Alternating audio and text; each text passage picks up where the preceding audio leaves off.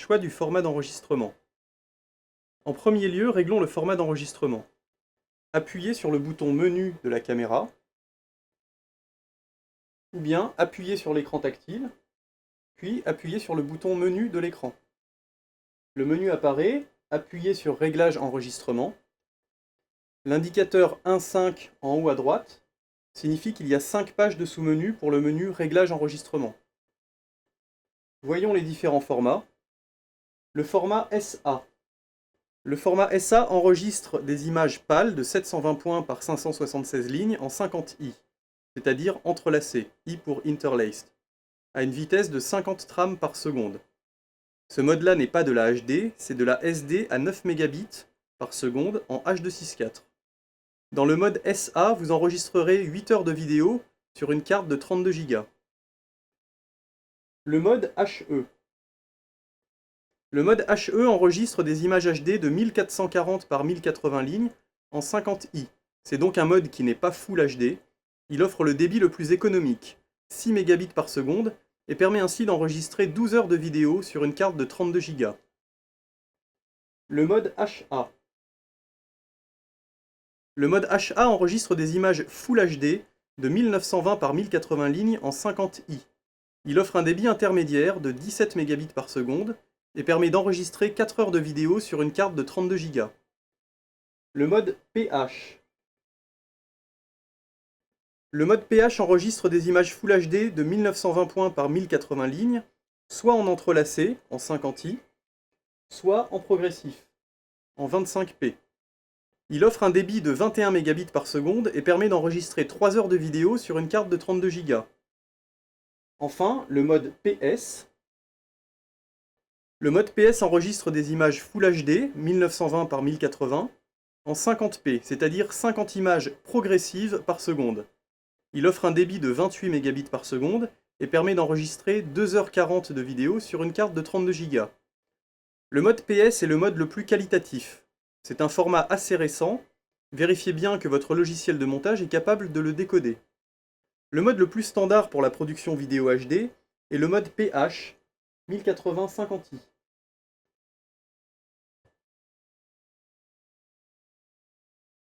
La caméra dispose de 2 entrées XLR ainsi que d'un micro intégré. Chaque entrée XLR dispose d'un sélecteur de niveau d'entrée, niveau ligne ou niveau micro, ainsi que d'une alimentation fantôme de 48 volts nécessaire pour certains micros. Si vous voulez utiliser les entrées XLR externes, l'assignation des pistes et les niveaux manuels, alors le réglage de micro doit être réglé sur 2CH.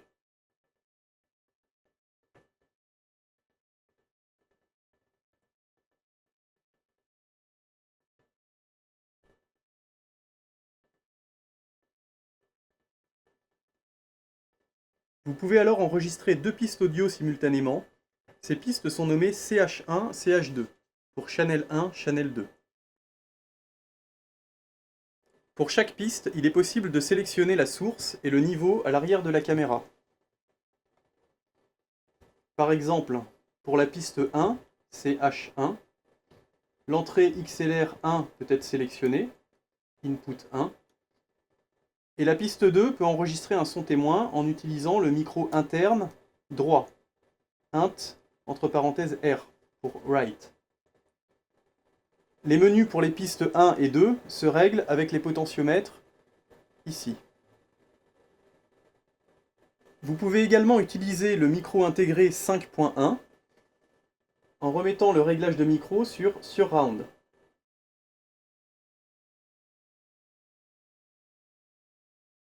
Alors les réglages CH1 et CH2 ne sont plus actifs et le niveau doit être réglé depuis le menu.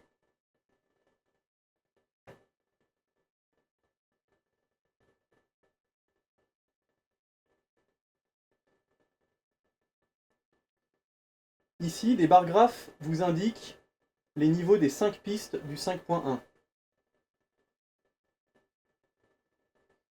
L'ALC est un limiteur qui empêche la saturation. Il peut être activé ou désactivé ici.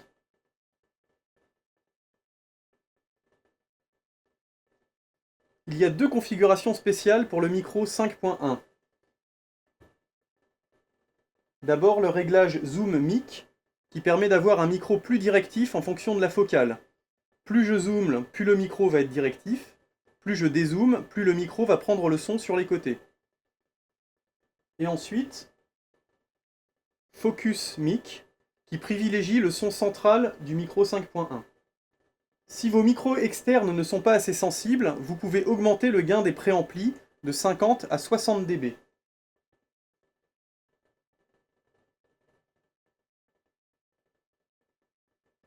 Pour l'entrée 1 ou pour l'entrée 2. Les niveaux audio sont affichés sur le LCD. Les deux petits traits indiquent le niveau plus 4 dBu. Le signal doit moduler autour de cette valeur pour avoir une prise de son optimale. Vous pouvez également contrôler le son au casque. Dès que le casque est branché, un nouveau bouton apparaît dans le LCD. Ce bouton permet de régler le niveau du casque. Enfin, dans le menu Autres fonctions,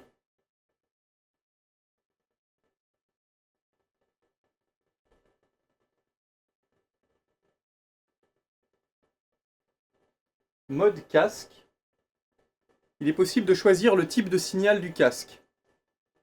Direct, c'est le son directement du micro qui va vers le casque, il n'y a aucun délai dans l'écoute. Enregistrement, le son que vous entendez dans le casque est le son enregistré. Il y a un petit écho, un petit délai entre le son direct et le son dans le casque, mais cela vous garantit que ce que vous entendez est réellement le son enregistré. Donc voyons ici la portée du zoom optique.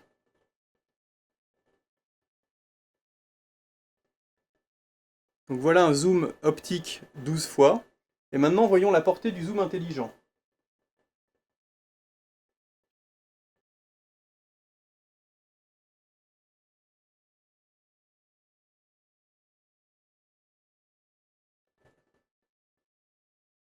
On a un grossissement supplémentaire de 2 fois, ce qui fait un zoom 25 fois.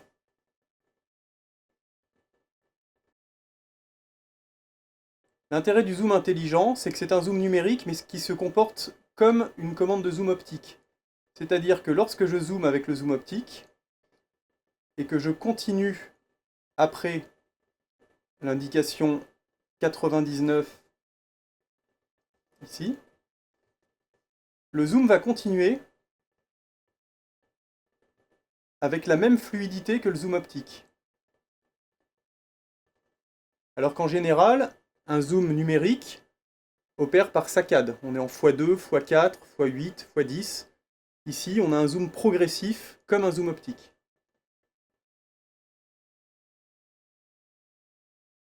Mode auto ou mode manuel. Le mode IA, Intelligent Auto, est un mode automatique intelligent. Lorsqu'il est activé, les réglages de point, de diaph, de gain, de shutter, de blanc et de scène sont automatiques. Ici, on voit AF pour autofocus. Ici, F19, c'est la valeur de l'iris qui ne bouge pas lorsque je tourne l'iris.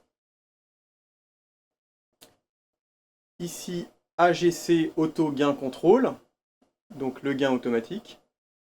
ATW Auto Tracking White, c'est le blanc automatique. Et IA, c'est la scène automatique. Donc ce mode est dit intelligent car il est capable de détecter le type de scène, portrait, paysage, haute lumière, basse lumière ou normale, et d'adapter les réglages du menu Réglage caméra, habituellement appelé Scene File, pour s'adapter à la scène. Par exemple, en mode IA, la détection des visages est automatique, elle permet de faire du suivi de points sur les visages automatiquement.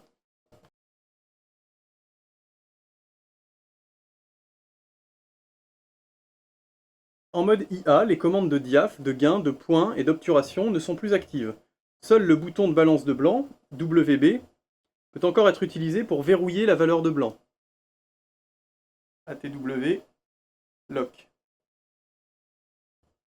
Lorsqu'on passe en mode manuel, l'indication MNL apparaît en haut à droite de l'écran.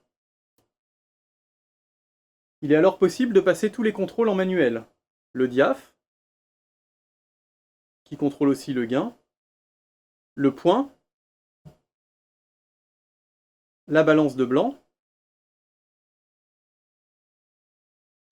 et le shutter passe aussi automatiquement en mode manuel. Pour contrôler l'exposition en mode manuel, il est possible d'agir sur plusieurs réglages, l'ouverture, le gain, l'obturation, et d'utiliser des outils de contrôle comme les zébras et le spotmètre. La bague de diaph permet de contrôler à la fois l'ouverture et le gain. L'indication d'ouverture apparaît en bas du viseur.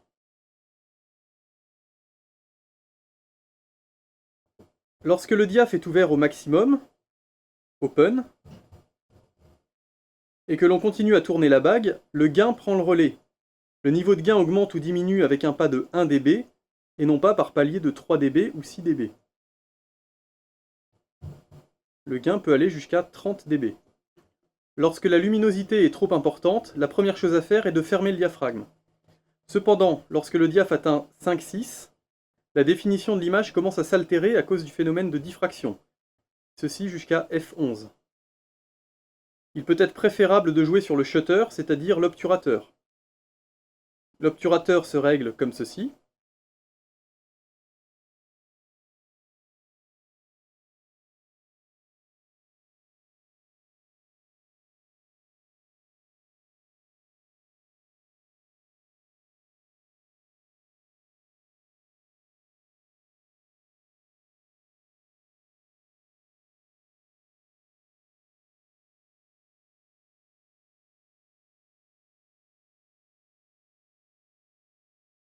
Notez qu'en mode manuel, il vous est à tout moment possible de remettre un des réglages en mode automatique.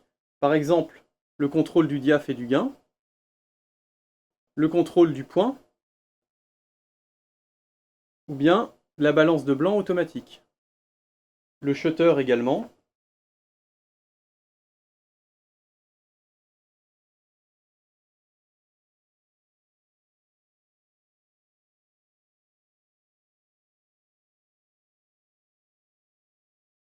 Le bouton zébra vous permet de contrôler l'exposition sur l'image.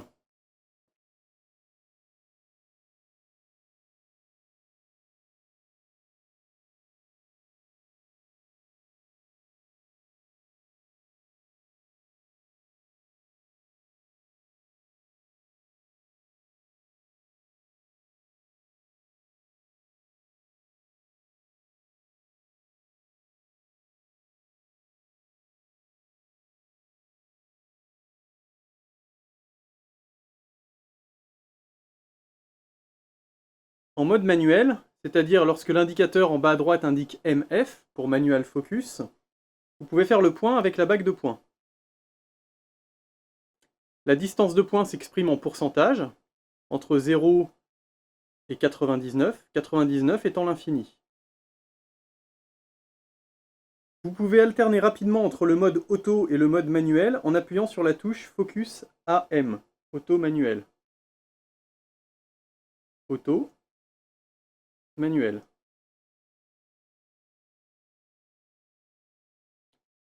Une pression longue sur ce bouton amène la distance de points à l'infini.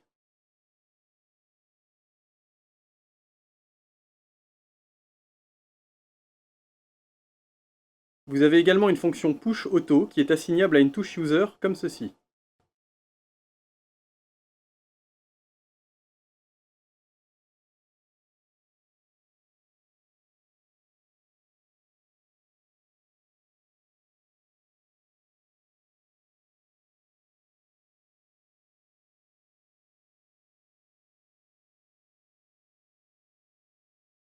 Une fois assigné à la touche User de votre choix, cette fonction peut être utilisée pour passer ponctuellement en mode autofocus. Maintenez la touche appuyée pour activer l'autofocus, jusqu'à ce que le point soit correct. Dès que vous relâchez la touche, le point repasse en manuel.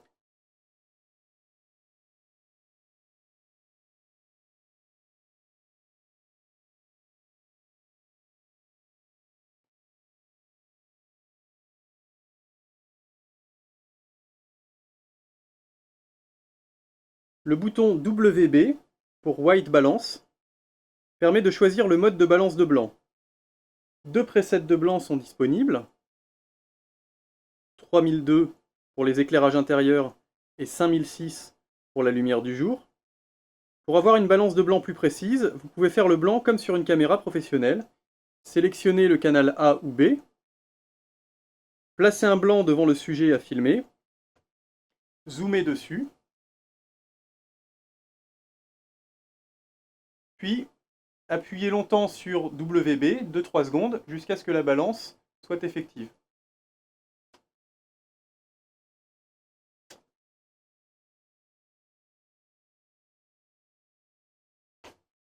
Le mode ATW pour Auto Tracking White permet d'avoir un suivi de blanc automatique. C'est d'ailleurs le mode qui est activé en mode intelligent auto, IA. La balance de blanc s'adaptera aux éclairages qui peuvent changer brutalement lorsque, par exemple, on passe d'un éclairage intérieur à la lumière du jour.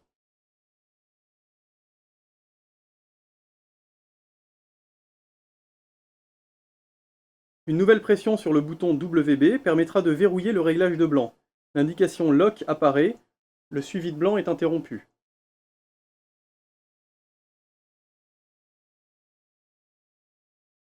Regardons maintenant les autres fonctions accessibles directement. L'OIS. L'OIS est un stabilisateur optique très performant puisqu'il stabilise les mouvements sur 5 axes. Lorsqu'il est activé, l'indicateur apparaît en haut à droite avec une main qui tremble. Lorsqu'il est désactivé, la main est barrée. Il est très utile dès que le caméraman n'est pas sur pied, surtout pour les fortes valeurs de zoom.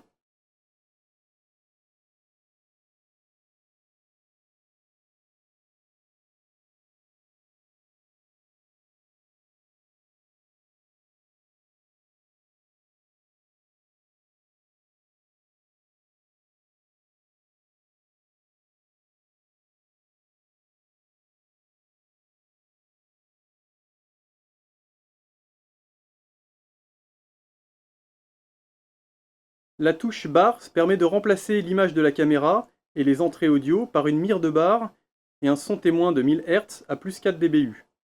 La mire ainsi que le son peuvent être enregistrés.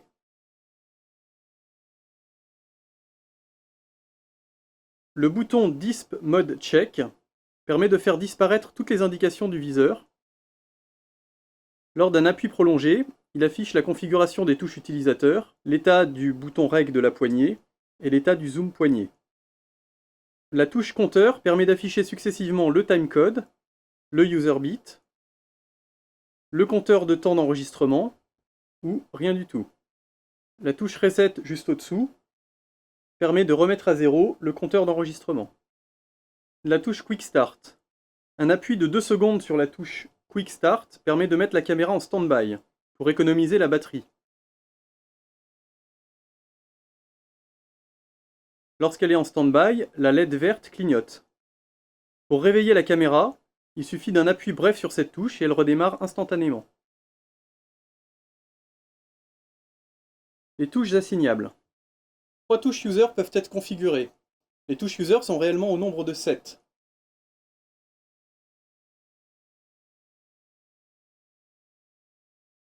Les boutons 1 à 3 correspondent à ceux du châssis de la caméra, et les boutons 4 à 7 sont ceux qui apparaissent à gauche du LCD lorsqu'on le touche. Voyons la liste des fonctions assignables.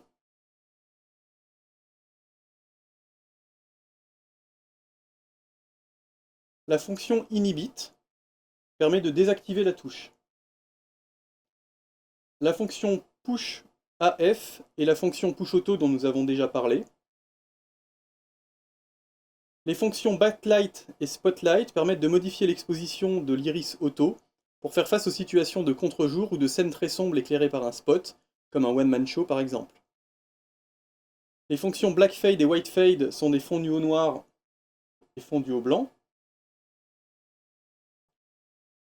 ATW et ATW Lock permettent d'activer le suivi de blanc automatique et de le verrouiller. Le zoom digital permet d'ajouter un zoom numérique au zoom optique et au zoom intelligent. Le zoom est assigné à la touche 1.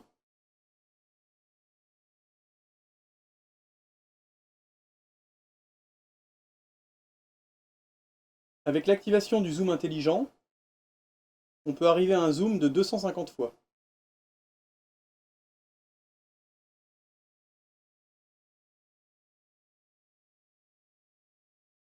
L'histogramme permet d'afficher un histogramme bien connu des photographes.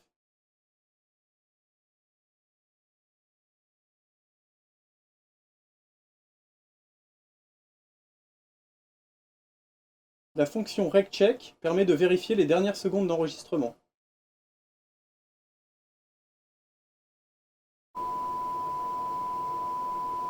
Ici, c'était la mire qu'on venait d'enregistrer. Et si ce dernier plan ne nous plaît pas, on peut l'effacer directement avec la fonction last scene delete qui permet d'effacer très rapidement le dernier clip qui a été enregistré. Bien sûr, un message de confirmation apparaît.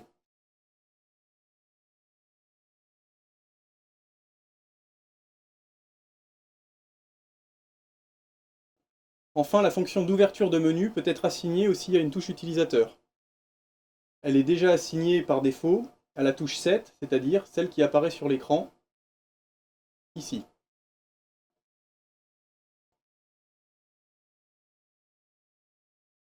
Réglage des scènes files. Le menu Réglage caméra est accessible seulement en mode manuel. Ce menu permet de personnaliser 6 réglages qu'on appelle couramment des scènes files. Ces réglages vont agir directement sur les caractéristiques esthétiques de l'image, comme le contour, la chroma ou le contraste, et vont permettre de s'adapter au type de scène filmée, paysage, portrait, nuit, etc. Regardons ces réglages en détail. Le réglage niveau de détail.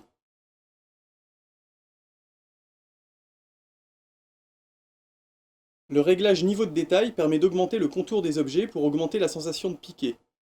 Certains au contraire préféreront une image plus douce avec moins de détails.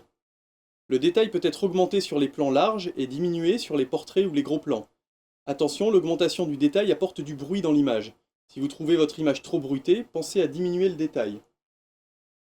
Le premier réglage, niveau de détail, agit sur les contours correspondant aux transitions verticales et horizontales.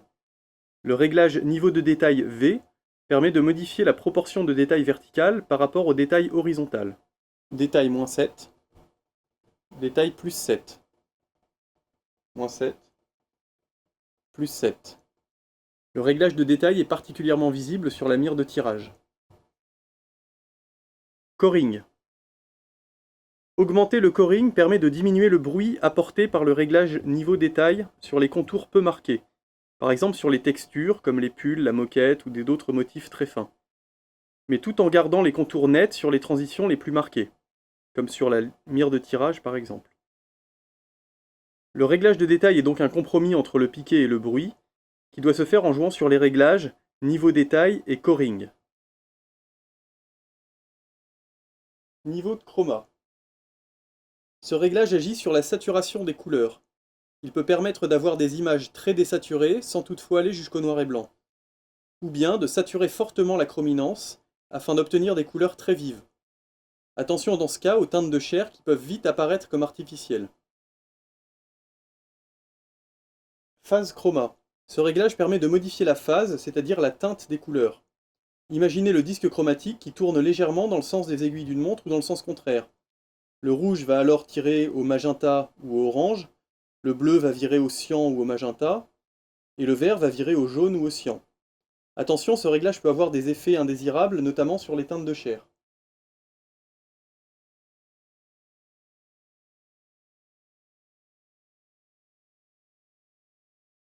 Température de couleur ACH. Ce réglage permet de rajouter un offset sur la température de couleur du canal A. Lorsqu'un blanc est effectué manuellement, technique vue précédemment, la caméra fait le blanc, puis ajoute la valeur réglée ici. Ça vous permet d'obtenir un blanc toujours un peu plus jaune ou un peu plus bleu pour créer une ambiance un peu plus chaude ou un peu plus froide sur vos images dès que vous passez sur le canal ACH. Canal ACH. Retournons dans le menu. Dans les valeurs négatives, on a un blanc beaucoup plus jaune. un peu ambiance coucher de soleil. Et dans les valeurs positives, le blanc va virer vers le bleu, hein, donc donner une ambiance plutôt glaciale à l'image. Donc lorsque j'effectue une balance de blanc manuelle, vous voyez que la teinte redevient bleutée, puisque j'ai mis un offset de plus 4 sur ACH. Si je fais la même balance sur BCH, je n'aurai pas de teinte bleutée.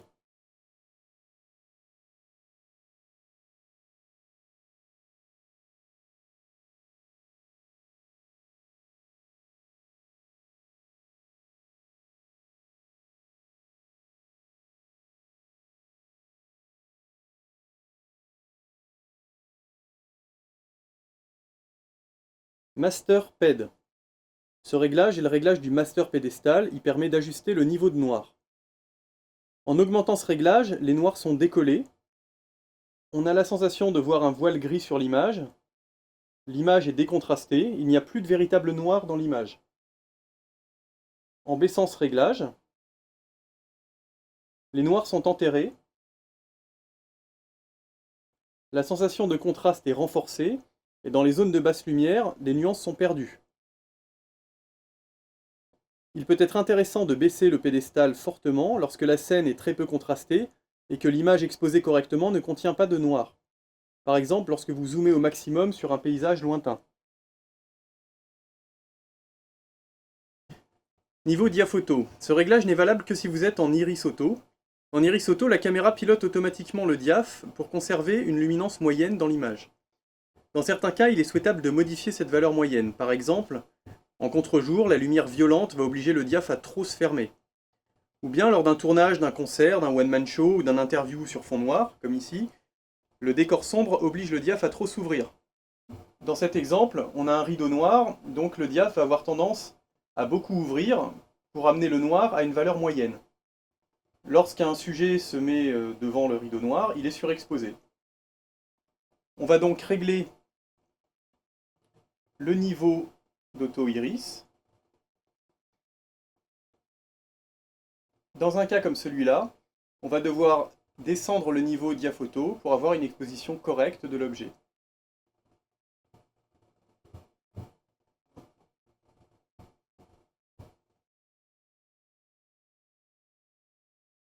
L'activation de la fonction DRS permet de récupérer un maximum d'informations dans les zones de haute lumière, comme dans les zones de basse lumière, dans la mesure des possibilités du capteur.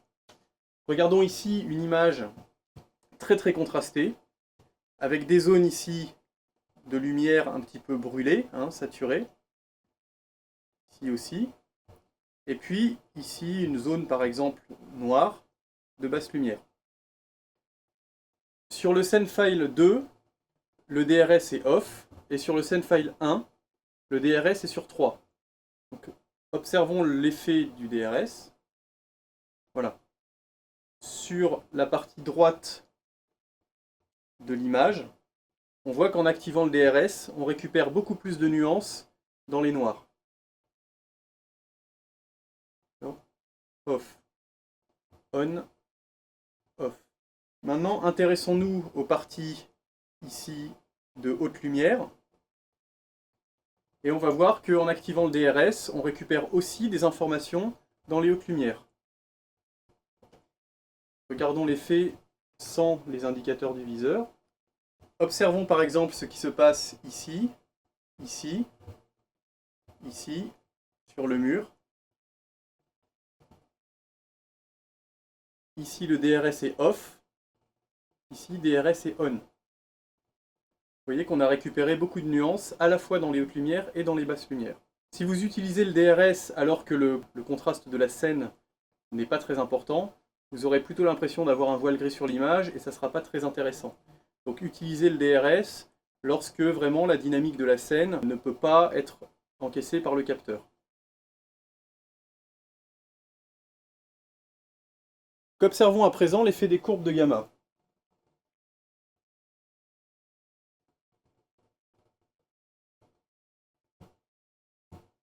Nous avons 7 courbes à disposition, HD norme, SD norme, bas, haut, B press CineLike D et CineLike V. Les courbes de gamma initialement faites pour compenser les défauts de gamma d'un moniteur à tube sont aujourd'hui utilisées pour jouer sur le contraste de l'image. La courbe HD norme est la courbe standard normalisée pour la HD. La courbe SD norme est la courbe standard normalisée pour la SD. Donc la courbe SD norme, c'est celle-là même qui est initialement prévue pour compenser le défaut de gamma des moniteurs à tube SD. La courbe basse, sans modifier les hautes lumières, va densifier les basses lumières en accordant moins de nuances aux zones d'ombre. Ceci va augmenter la sensation de contraste. Donc regardons la différence. Ici la courbe de gamma HD norme et maintenant la courbe de gamma bas.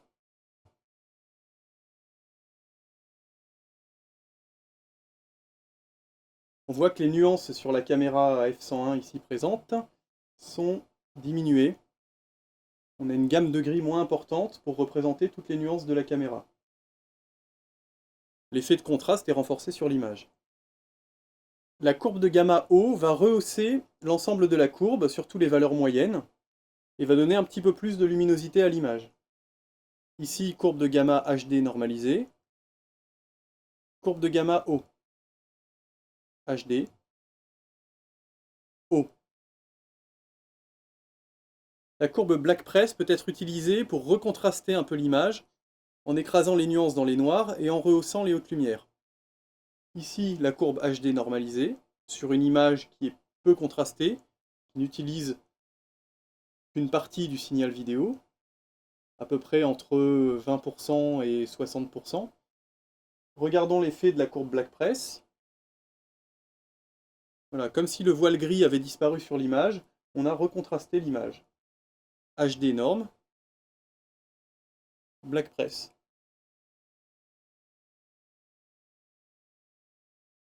La courbe CineLike D est une courbe dessinée par Panasonic. Ce n'est pas une variante de la courbe normalisée comme les courbes précédentes, mais c'est une courbe qui vise à avoir un contraste d'image qui s'approche de la pellicule film. Elle offre beaucoup plus de détails dans les hautes lumières et un rendu général beaucoup plus doux. Regardons, HD normalisé, CineLike D. HD normalisé, CineLike D. Enfin, la courbe de gamma CineLike V, qui est aussi une courbe dessinée par Panasonic, qui n'est pas une dérivée des courbes SD ou HD normalisées. C'est une courbe en fait CineLike D avec un contraste augmenté. CineLike D, CineLike V.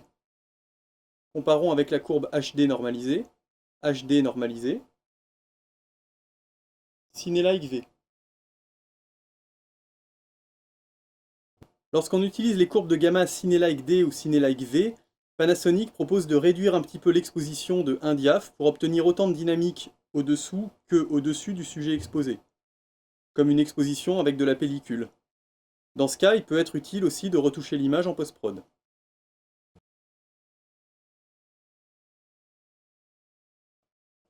Regardons le mode pré-rec.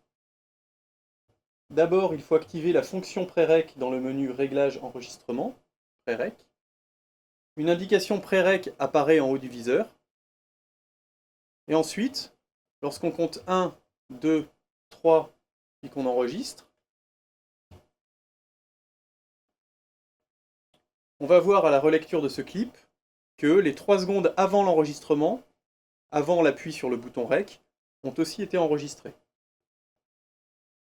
Donc pour passer en mode relecture, c'est le switch ici. Il suffit d'appuyer sur la vignette correspondante au dernier clip, et on voit bien qu'on a récupéré les 3 secondes avant l'appui sur le bouton REC. Réglage du timecode.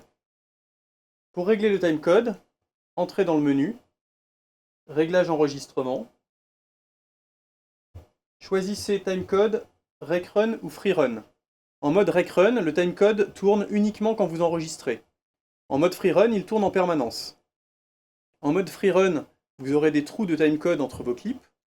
En mode RecRun, vous aurez un timecode continu lors de la lecture de vos clips. Pour régler le timecode, allez sur Réglage du timecode et directement en touchant l'écran, vous pouvez régler les différentes valeurs, heure, minute secondes et image. Le bouton Reset du corps de la caméra vous permet aussi de remettre le timecode à 0.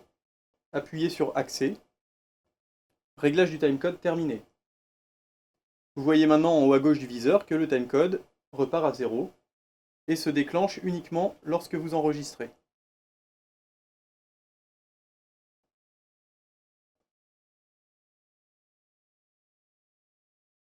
Pour lire un clip en boucle, appuyez sur Menu, Réglage vidéo, Répéter lecture, On. Menu. Sélectionnez votre clip et le petit symbole en haut du viseur vous indique que les clips vont être lus en boucle.